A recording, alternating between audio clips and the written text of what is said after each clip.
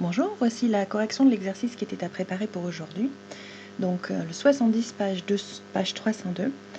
Alors il s'agissait de travailler sur des probabilités autour d'un vaccin contre la grippe. Donc on connaissait certaines valeurs et il fallait les utiliser pour, premièrement, la probabilité de l'événement G. G, la personne a contracté la grippe, donc ça c'était quelque chose qui était donné dans l'énoncé.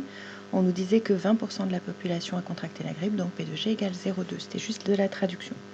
Petit b, reproduire l'arbre et le compléter.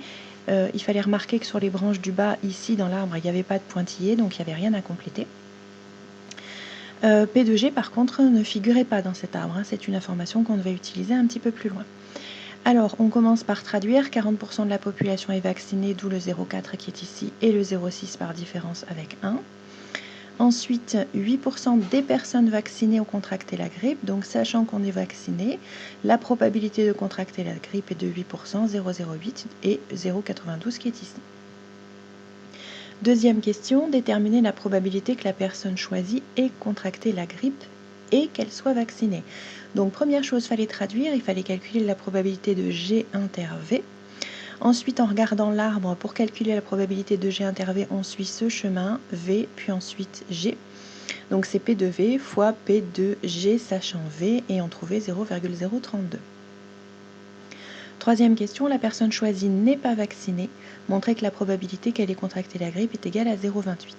Donc il fallait montrer que la probabilité de G sachant V bar était de 0,28. Alors probabilité de G sachant V bar, c'est la probabilité qui est sur cette branche-là que l'on ne connaît pas. Donc j'applique la définition, c'est P de V bar inter G sur P de V bar. P de V bar c'est 0,6, je l'ai déjà calculé à cette question-là dans l'arbre. Ensuite, je vais utiliser la formule des probabilités totales. Donc V bar forme une partition de l'univers. Donc d'après la formule des probabilités totales, P de G, c'est P de V inter G plus P de V bar inter G bar. Alors pourquoi j'ai fait ça? Je dois chercher P de V bar inter G bar, que j'ai pas dans l'arbre parce qu'il me manque cette probabilité que je suis en train de chercher. Donc puisque j'ai calculé P de G inter V et avant j'ai donné P de G, il fallait penser au lien entre ces trois probabilités-là qui est la formule des probabilités totales. Donc une fois que j'ai écrit ça, P de G c'est 0,2, P de V inter G c'est 0,032 et P de V bar inter G c'est ce que je cherche.